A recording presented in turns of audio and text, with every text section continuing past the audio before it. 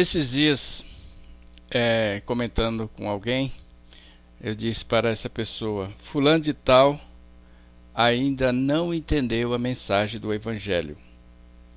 Fulano de Tal ouve, mas ainda não conseguiu que o Evangelho transformasse a vida dela.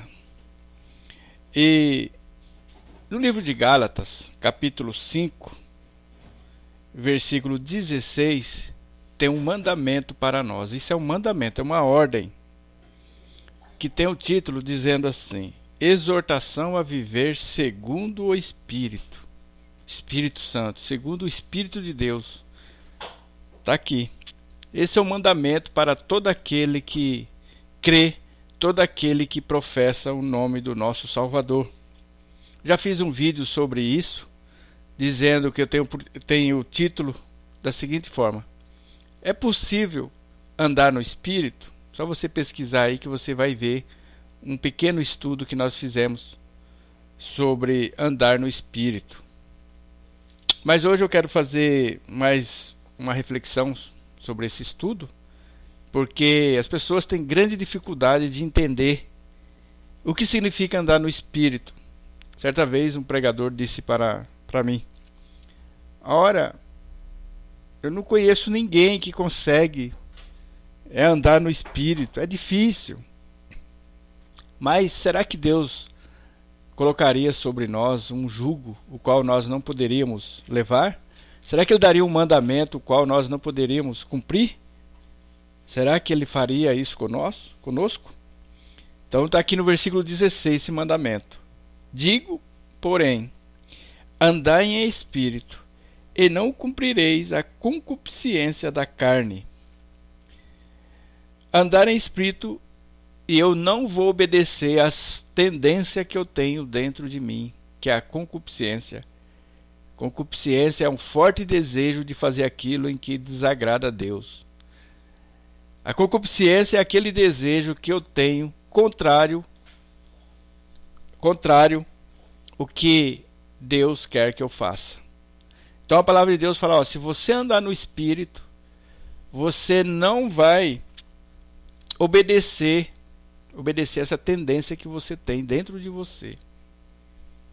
E eu tenho visto muitas pessoas obedecer a tendência que ela tem dentro dela. Uns têm tendência para uma coisa, têm tendência para outra.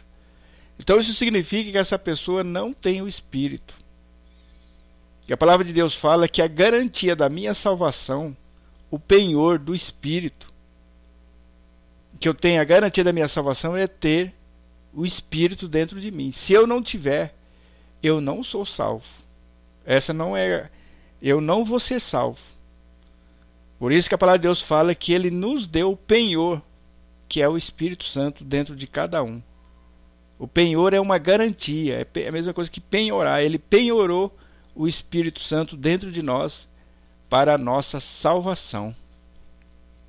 E é fácil você saber quando a pessoa é salva ou não. É só você observar esses textos que nós vamos ler agora e você vai ver qual é o fruto. Por isso que eu falei, dá para nós conhecermos aquelas pessoas pelos frutos. Nós vamos conhecer a árvore pelo fruto.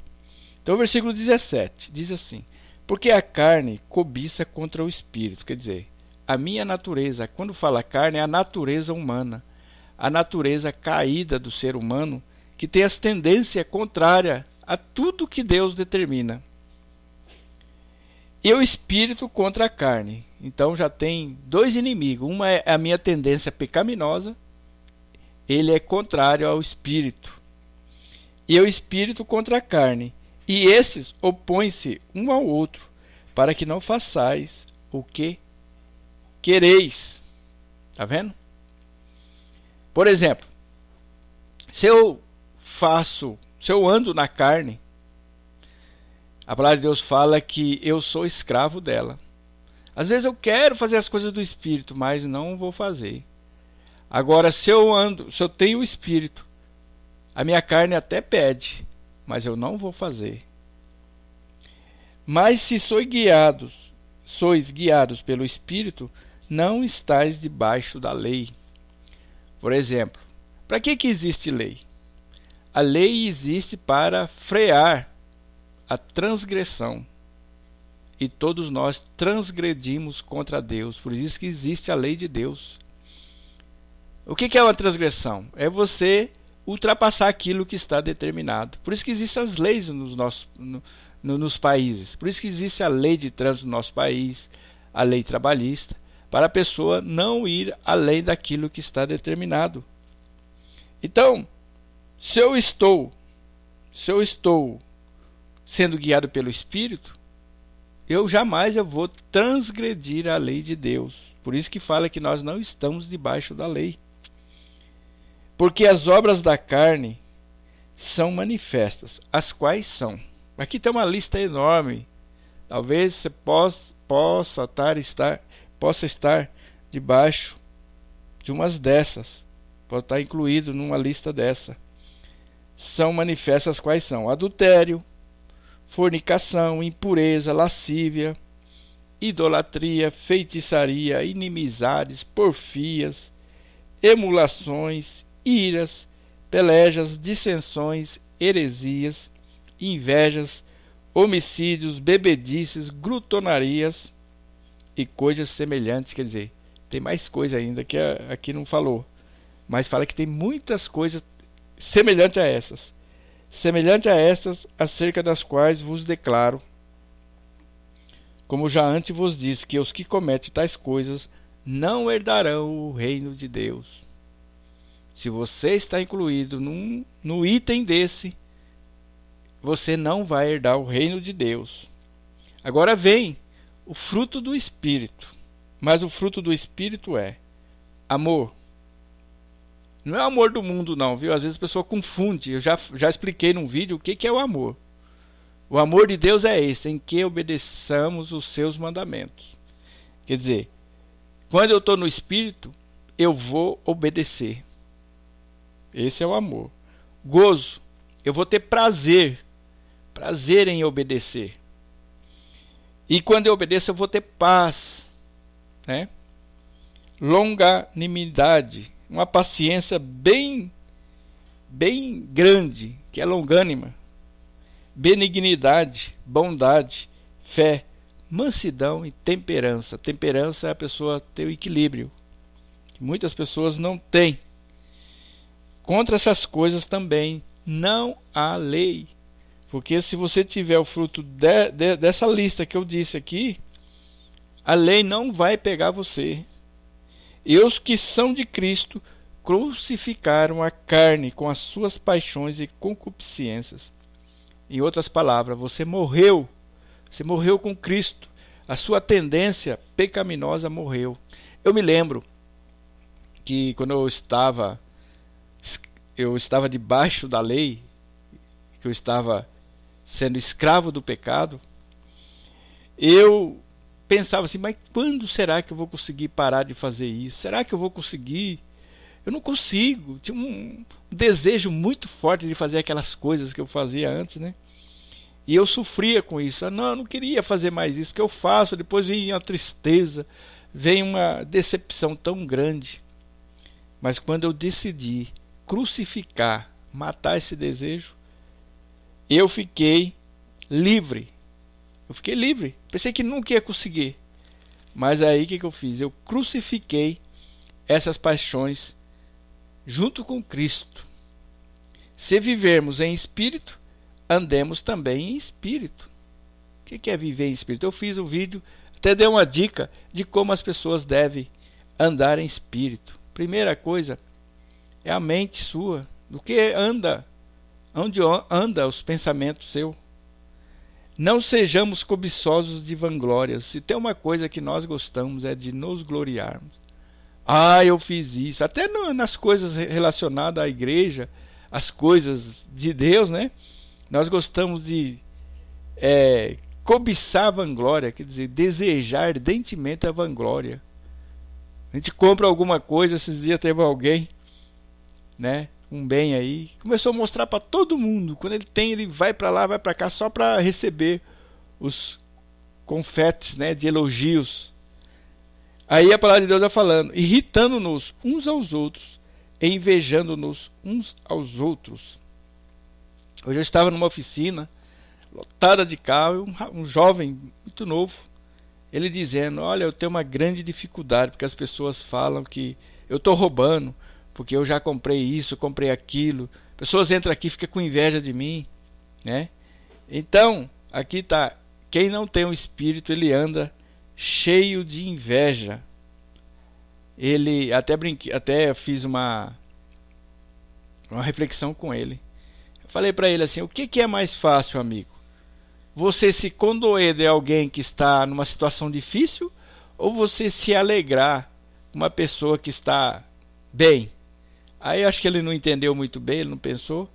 Ele disse: olha, é mais fácil se alegrar. Eu falei: não, vamos por parte, vamos raciocinar.